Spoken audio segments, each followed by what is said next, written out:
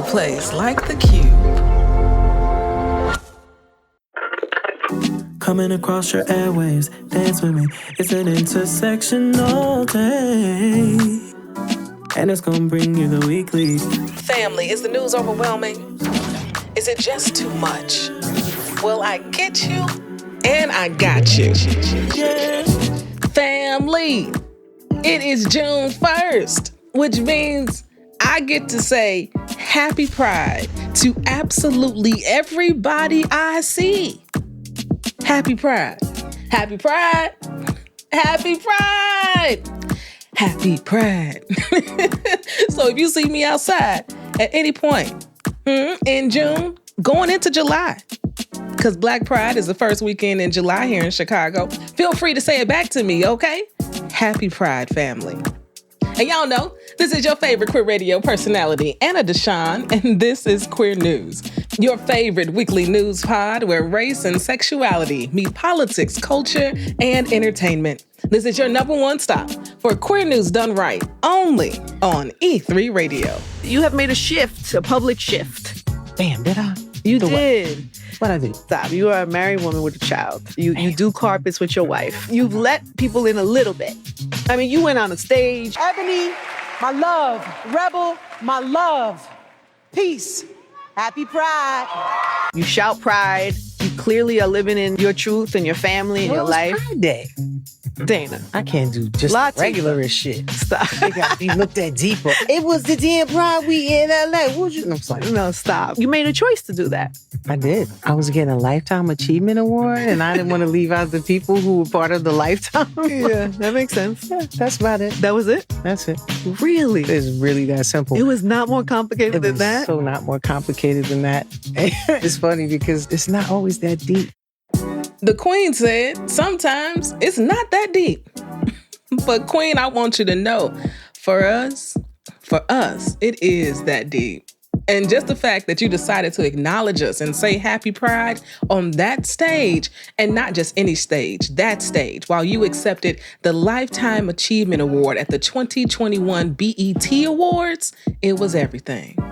And if you can't tell by now, that was Queen Latifah herself being interviewed by the legendary radio host Angie Martinez on her podcast, Angie Martinez IRL. It's a good one, family. I'm telling you right now, if you love Queen Latifah, you need to just pod in to this one. Now it's official. We are solely 100% on Substack now. And today we'll drop our first piece of major content, our very first list, our Chicagoland lesbian business directory. What started as a casual post, so casual, quickly became a movement. Now we've got a whole list of 72 businesses, but this isn't a static list. This is just where we're starting, and I'm excited to see how it grows. You all have already offered suggestions on future lists, so let's go. Let's make all the queer lists, okay? And I'm excited to hear how this list impacts the business's bottom line. So if you aren't on Substack yet, what are you waiting on? Free subscribers get our top 10 list, and the QCrew gets the whole list. So you should just sign up for the $5 a month now. I'm just saying, it's a coffee a month. I think y'all love me enough for that. queernewspod.substack.com is in the show notes, but let me tell you again, queernewspod.substack.com. Join the movement, subscribe and support today, and get the full list. Get the full list. QCrew, I'd like to thank you for your continued commitment to helping me sustain this podcast. Thank you for your patience and care as we moved subscriptions from Kit to Substack. Thank you. Your subscriptions today help to cover the cost of our editor, Ryan, who I quite literally wouldn't want to do this podcast without. And I believe that soon your subscriptions are going to help to cover this whole crew, the producer, the assistant, even me. And I'm believing that we'll be able to actually pay the contributors who you've heard on this podcast too. So if you believe in the work we do, if you believe LGBTQ stories need to be amplified, if you love and respect how I report on the news and tell our stories, join the QCrew. We got a bold goal to reach 10,000 subscribers by October of 2027, so we can build a sustainable platform that thrives, not just survives. We got this. Let's go, family. A link is in the show notes. Now for the news. This week, for our top story, we're talking all about the nationwide campaign 7 Days in June. Health is primary. In politics, Pattie Gonia is being sued by Patagonia. Let me get through that story, all right. And a federal judge in D.C. has blocked Trump's plans to move trans women into men's prisons. In culture and entertainment, we round up Chicago Pride Month events, and Edgewater dedicates a street to LGBTQ activist Lori Cannon. Let's get into it. For our top news story, let's talk about the 7 Days in June.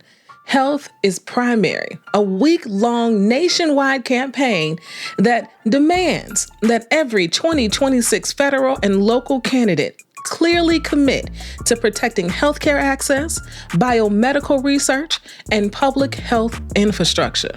This is a week of action against more than 1 trillion, family.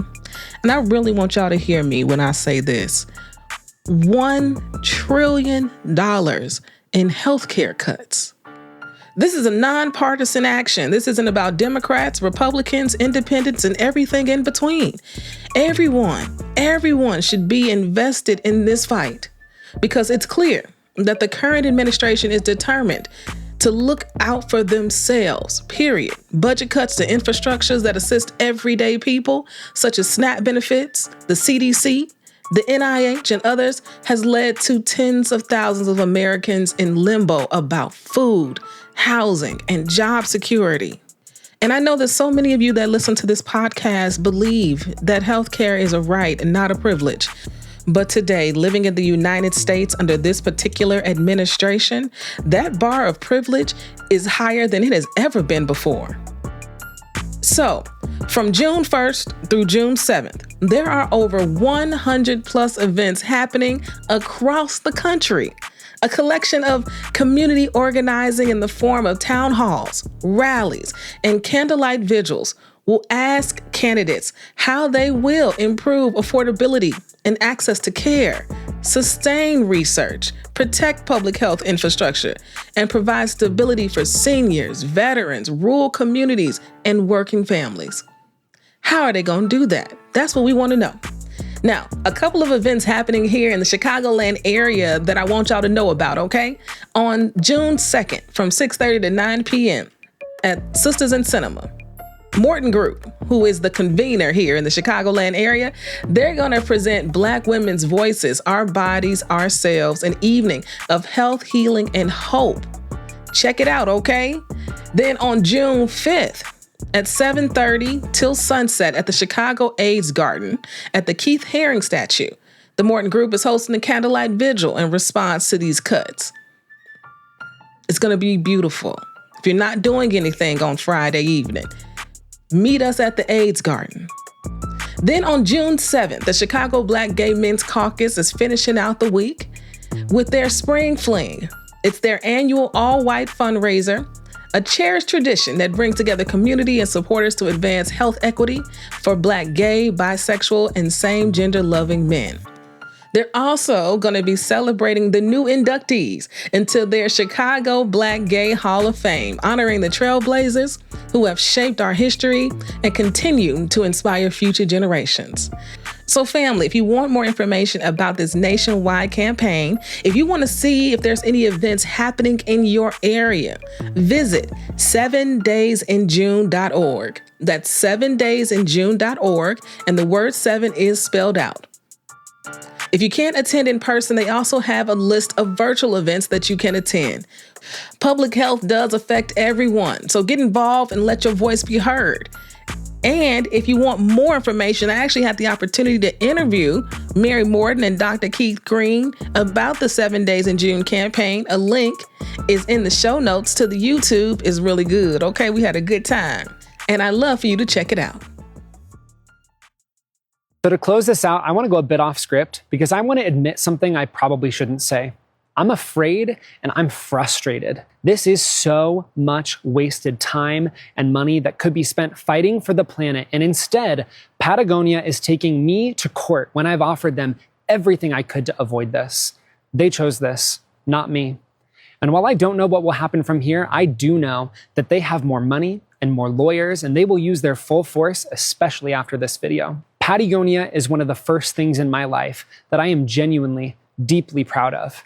And the idea that this could all be taken away from me is my worst case scenario. Because if you've ever created something that mattered to you, a name, a community, a version of yourself that finally felt real, then I think you know what that fear feels like. My name is Patagonia. I chose it, I've built it, I've earned it, and I am not going anywhere. Patagonia, drop the lawsuit. You heard Patagonia. Drop the lawsuit. Now, Patagonia has filed a lawsuit against the drag queen Patagonia for trademark infringement. Now, work with me as I pronounce these two names throughout the course of this story in the best way I know how. So here's what we know.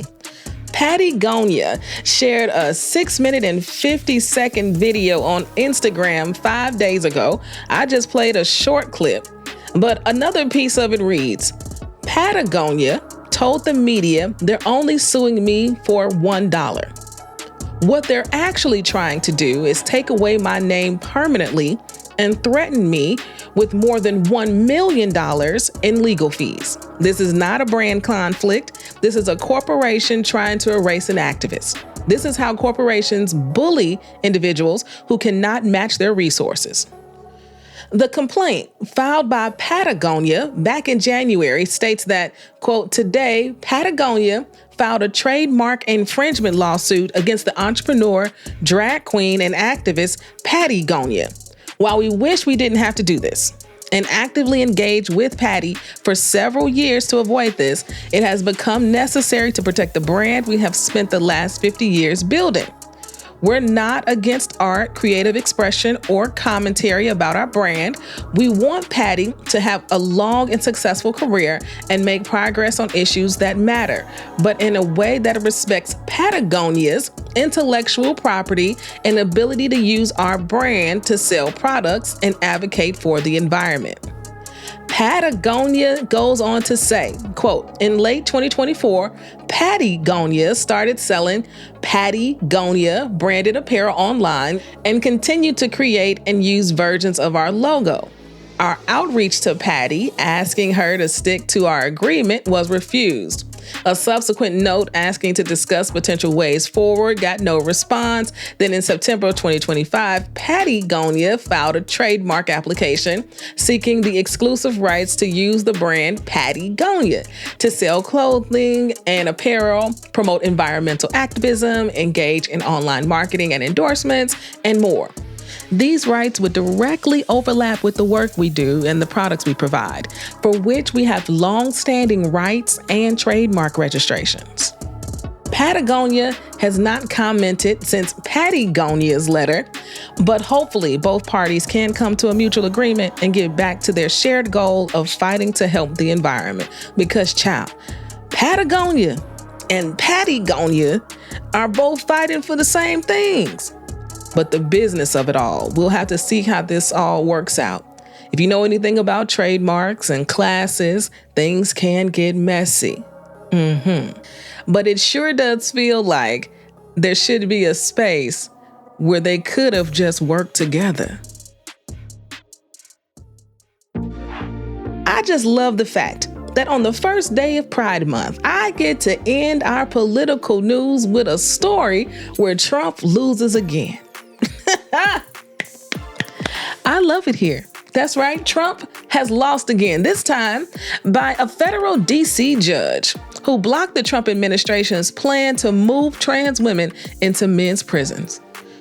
The decision is an injunction of a larger case, Doe versus Blanche, a case that is hell-bent on transferring 15 incarcerated trans women into a men's prison. This is the second renewal of the preliminary injunction in this case, the first one being back in May. Multiple plaintiffs described the abuse they faced when they were housed in men's prisons, and they stressed how vital it was for their safety that they remain in the women's prison. According to Reuters, Judge Lambert described that, quote, the government did not dispute the plaintiff's assertion that transgender persons were at a higher risk of physical and sexual violence than other inmates when housed in a facility corresponding to their biological sex, end quote. This all comes as a result of the executive order that Trump signed on his first day in office, which directed all federal offices to recognize male and female as the only two sexes. That executive order has had a ripple effect that we've never ever seen before in this country, and it affects absolutely everyone, but primarily and singularly our trans siblings, thousands of which are currently incarcerated and held in federal facilities. Now, this renewal of the preliminary injunction will need to be renewed again, but this judge seems to be committed to doing just that. And here's to this just being another precedent for cases like this that arise again. I think it's important for us to remember we have to protect all our trans siblings, incarcerated or not. All right, let's take a quick break, and when we get back, let's get into some culture and entertainment. Stay close.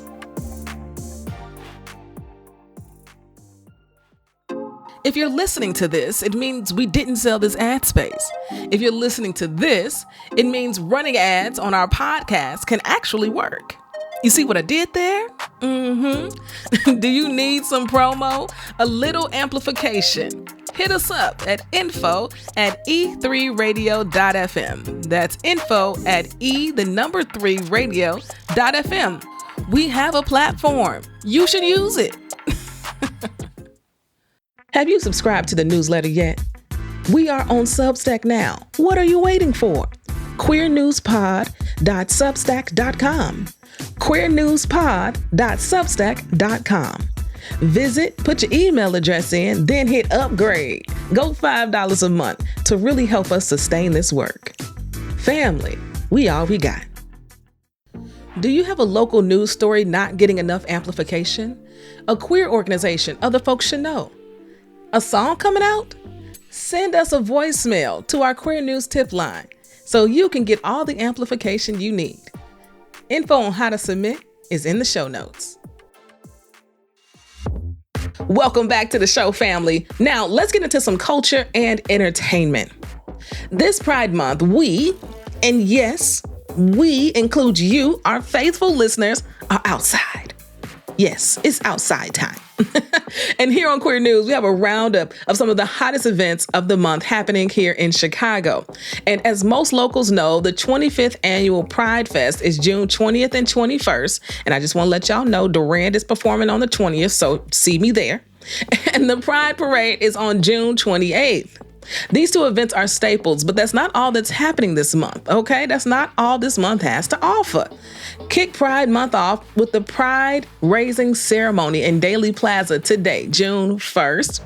In the world of sports, the White Sox's Pride Night is on June 10th, and T. Sanders has a special edition hat coming out. I might just have to get me a ticket to get the hat. And Chicago Sky's Pride Night is June 24th.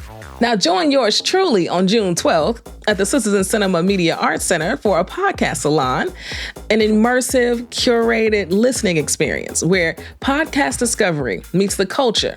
This month, we're featuring Red for Revolution and Unboxing Queer History. It's gonna be so good, okay? Now, the party don't stop in June. No, it does not. The first weekend in July is Black Pride Weekend in Chicago. So meet me at Pride Southside for a weekend of community fun and fellowship on July 5th. And our friends over at Windy City Times have compiled a list of just about every Pride event happening in the city on their website, windycitytimes.com. So if you got a Pride event you'd like us to highlight or want to tell us more about, what you need to do. What you need to do, you already know. Send in a Queer News tip. Send us a voicemail, and we'll get it right here on the podcast. For our last story today, the neighborhood of Edgewater celebrates a local hero just in time for Pride Month. LGBTQ activist Lori Cannon posthumously received a street dedication in her honor. Lori Cannon Way is the new name for the 5500 block of North Broadway, a street that housed Lori's meal program for a food pantry that fed people with AIDS in the 1980s. Many of Lori's loved ones showed up to the street dedication ceremony, including her daughter, who told Block Club Chicago that her mother would have made a fuss, but, quote, she really deserved it, end quote. Lori's friends and strangers deemed her an AIDS angel due to her refusal to turn her back on people who had AIDS during a time when the government turned their back on them. Lori made sure that people were cared for and fed, and she co-founded the Legacy Project and founded the Open Hand Delivery Meal Program, a program, family, I'm gonna say this number, and I really want y'all to take it in, okay? She started a program that delivered over 15 million meals to those in need. 15 million. One person started that. It is in these moments I'm reminded that truly one person can make a difference, you know? And the most beautiful part about all of this is that the program lives on as Groceryland, a food pantry that continues to be a lifeline for so many in the 48th Ward and beyond, in memory of Lori. Legacy Project co-founder Victor Salvo remembers Lori as a dear friend, saying, quote, "It was always about the volunteers, about what so many did and what so many gave, and it was never about her." As Groceryland and its fellow network pantries prepare to commemorate their 20 millionth meal, it is my honor to recognize Lori Cannon as the missionary who made it all possible. And you could not live in Chicago and not have met or been in the same room as Lori Cannon, and you could not have ever missed her with her bright red hair and huge personality. She always showed up. She was always there, and she truly was an AIDS angel. Rest in all your power, Lori.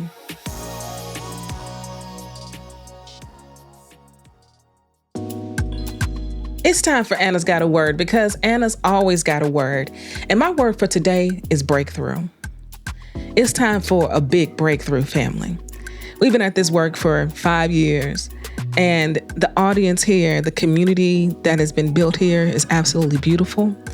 And I'm looking to grow that, deepen that with Substack. And I believe that will happen. And I see it happening already as you all like and comment, as we interact in real time outside of just this weekly podcast and the newsletter. And I just want y'all to know that this move to Substack was also a financial move. The QCrew, as you all hear me say every week, it covers the costs of our editor, Ryan. And that's it. We've got Mayana, who's producing and writing scripts and doing research. We've got my assistant, Laren, who is making the posts and keeping me on track and keeping me focused. You got me. And right now, with all the cuts that are happening, living under administration that wants to erase not only our trans siblings, but queer life, period, it's hard out here. And I am here to tell you that I know that I can only survive with you all, with the people. And so the move to Substack was also about discoverability, so I can find more of my people. And I believe that's going to happen, and it's going to happen this month. It's going to start this month. We've got content rolling out. We've got the lesbian business directory for the Chicagoland area rolling out. We're going to continue to remain consistent with the newsletter. And I'm going to do my part, even when it's uncomfortable, even when I'm tired, to show up every single day in June on Instagram. We've got a new Instagram handle, Queer News Pod, and doing all the uncomfortable things necessary to break through. This work is not easy. I have found great success, and there is still more to do. There is still more work to do, and this work could not be more important than it is right now. So I'm not stopping. I'm pivoting. I'm getting uncomfortable. And here's to the breakthrough. Happy Pride, family. And until next week, peace.